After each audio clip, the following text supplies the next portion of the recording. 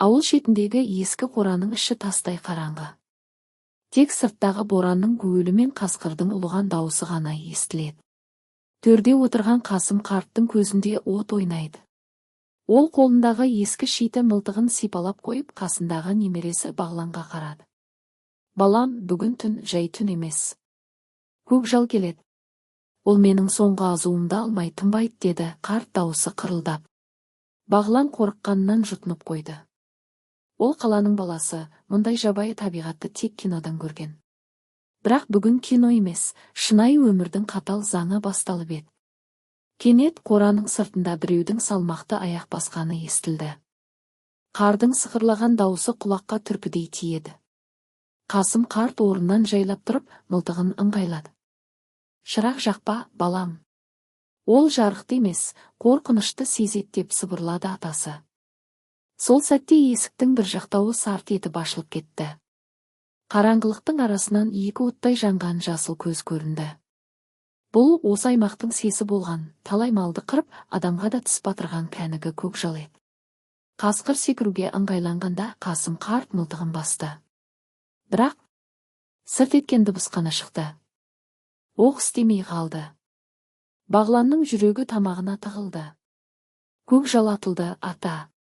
Деп айғайлап жіберді Бағлан, бірақ қарт адамның қимылы күтпеген жерден ширақ болды.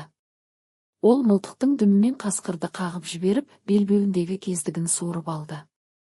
Екеуі жерге домалап түсті. Адам мен аңның арпалысы басталды. Бағлан қатып қалған жоқ. Ол бұрышта тұрған ауыр темір күректі алып, бар күшімен қасқырдың басынан періп жіберді. Көкжал есеңгіреп қалған сәтте Қасым қарт соңғы соққысын берді. Бәрі тынышталды. Тек екеуінің жиілеген тынысы ғана естіледі. Қасым қарт орнынан тұрып немересінің иығынан қақты.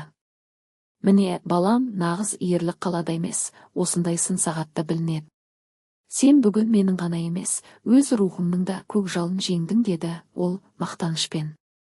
Таң атқанда бүкіл ауыл осы оқиғаны айтып шуласты. Бағлан үшін бұл сапар жай ғана демалыс емес, өмірінің ең үлкен сабағы болды. Ол қалаға қайтқанда қолында атасы сыйлаған көкжалдың азу тісі мен жүрегіндегі өшпес батылдық бар еді. Көкжалдың өлімі тек басы ғана екенін Бағлан ол сәтте білмеген еді. Қан иісі мен түннің суығы таудың ар жағындағы бүкіл үйірді оятты. Ата, тыңдаңызшы, Бағланның дауысы дірілдеп кетті. Сырттан бір емес, ондаған қасқырдың ашқарақ ұлығаны естілді. Көкжал жалғыз емес екен, ол үйірдің бастаушысы болған. Енді бүкіл азулы топ өз көсемі үшін кек алуға бекінгендей. Қасым қарттың жүзі қатуланып, мылтығының істен шыққан ұрғышын түзетуге тырысты. Есікті бекіт. Тез! Деп ақырды атасы. Бағлан ауыр темір тіреуішті есікке қойып үлгергенше сырттан жойқын соққы тиді.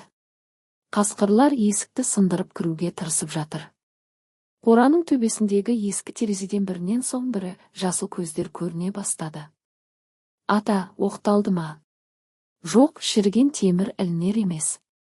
Бағлан, ана бұрыштағы жанармай құйылған канистрді ал. Бағлан канистрді алып, атасының нұсқауы мен ескі шүберектерді малып от қойды.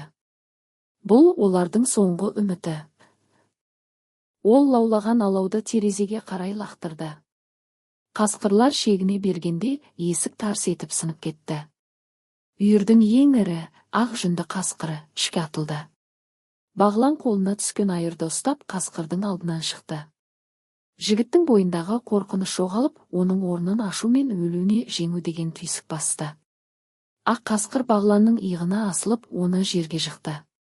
Тістері жігіттің тамағына жақын келгенде тарс, құлақ тұндыратын дыбыс шықты.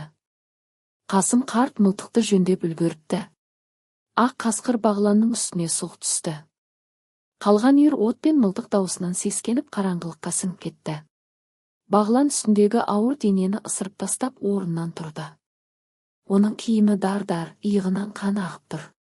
Бірақ көзінде бұрын болмаған бір жабайы, өр рух пайда болған. Амансың ба, батырым?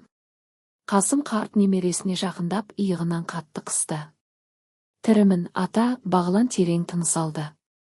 Ол сыртқа шығып боран басыла бастаған тау шыңдарына қарады. Сол түні ол қаланың ерке баласы болып кіріп, нағыз дала көкжалы болып шықты. Оның білегінде қасқырдың тісінен қалған тыртық мәңгілікке ерлік белгісі болып қалды. Боран басылып айнала құлаққа ұрған танадай тыныштық орнады. Бірақ бұл тыныштық алдамшы еді. Қасым қарт жерде жатқан ақ қасқырдың денесіне үңіліп түсі бұзылып кетті. Бұл жай қасқыр емес, бағлан. Бұл таудағы киелі үйірдің бастаушысы. Оның артында үлкен кек тұр, деді атасы сыбырлап. Сол сәтте алыстан таудың ең биік шыңынан жан түршігерлік гуілі естілді. Бұл қасқырдың ұлығаны емес, таудың құлауы секілді гүрсіледі. Қар көшкіні, деп айғайлады бағлан. Үйірдің қалған мүшелері қашып бара жатып, таудың бетіндегі жиналған қарды қозғап жіберген еді. Лаулаған от пен мылтық дауысы соңғы нүкте болды. Енді алып ақ толқын төменге, олардың ескі қорасына қарай лап қойды. Ата, қашу керек. Аттарды босат. Бағлан қораның есігін жұлып алып, аттарды далаға айдап шықты. Қасым қарт ескі сандығын құшақтап немересінің соңынан жүгірді. Олар жоғарыдағы жартастың қуысына жетіп үлгергенше, артындағы қораны ақ қар басып қалды. Гүрсіл тоқтағанда бәрі аппақ дүниеге айналды. Бәрі бітті ме? Бағлан демін әрең алды. Жоқ, балам. Енді нағыз сынақ басталды. Біз жалғызбыз, байланыс жоқ, ал таудың ар жағында бізді аңдыған көздер әлі де бар. Қарт сандығын ашты. Ішінде алтын емес, баяғы ата-бабадан қалған, тасқа басылған ескі карта мен күміспен апталған көне пышақ жатыр екен. Мына карта таудың астындағы көне жолдың сызбасы. Қар құрсауынан тек сол арқылы шыға аламыз. Бірақ ол жол аруақтар мекені деп аталады. Ол жерге ешкім аяқ баспаған. Олар тар соқпақпен үңгірдің тереңіне бойлай берді. Ішіндегі ауа суық, әрі ауыр. Кенет бағланның аяғының астынан бірдеңе сықыр етті. Ол төмен қараса, адамның қаңқасы. Қолында ескі темір сауыттың сынығы бар. Ата, бұл не? Бұл кезінде осы жерді қорғаған сарбаздардың ізі. Олар да қасқырлармен алысқан. Қара, үңгірдің қабырғасынан мыңдаған жасыл көздер қайта көрінді. Бірақ бұл жолы олар тірі қасқырлар емес еді. Қабырғадағы ескі бейнелер жан біткендей қозғала бастады. Кенет үңгірдің түбінен бір сәуле жылт етті. Жол да табылды. Бірақ жолды үлкен бір қара құс күзетіп тұрғандай. Интрига. Бағлан мен атасы үңгірдің шығар аузындағы жұмбақ қарақұс бейнесіне жақындағанда, ол мүсін емес, тірі адам болып шықты. Ол кім? Және ол неге 30 жыл бойы осы жерді күзетіп отыр? Үңгірдің тереңнен шыққан ол бейне жақындаған сайын айқындала түсті. Үстінде әбден тозған, бірақ мықты теріден тігілген киім, иығында алып бүркіт қонып тұр. Ол осы таудың қорғаушысы атанған, ел аузында аңыз болған, 30 жыл бұрын жоғалып кеткен Сартай Сонаш екен. Тоқтаңдар, деді ол, дауысы жартасқа соғылып гүрілдеп шықты. Бұл жерден тірі шығу үшін тек батылдық аз. Көк жалдың қаны төгілді, енді таудың киесі сендерден құн сұрайды. Бағлан мен Қасым қарт аң-таң. Сартай Сонаршының қолындағы көне қанжар күн сәулесіне шағылысып, үңгір аузындағы жалғыз жолды жауып тұр. Құн? Қандай құн? Деді Бағлан алға шығып. Біз өзімізді қорғадық. Таудың заңы басқа, ботам. Көкжал өлсе, оның орнын басатын жаңа көсем керек.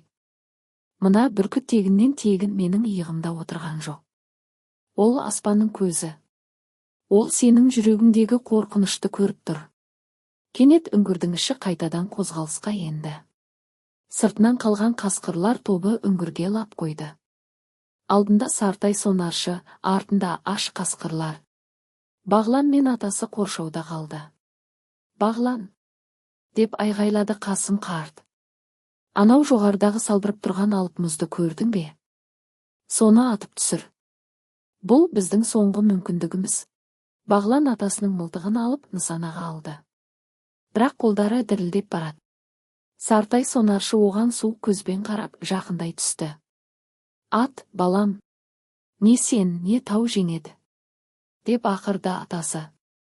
Бағлан шүртпені басты. Тарс. Оқ мұздың дәл ортасына тиді.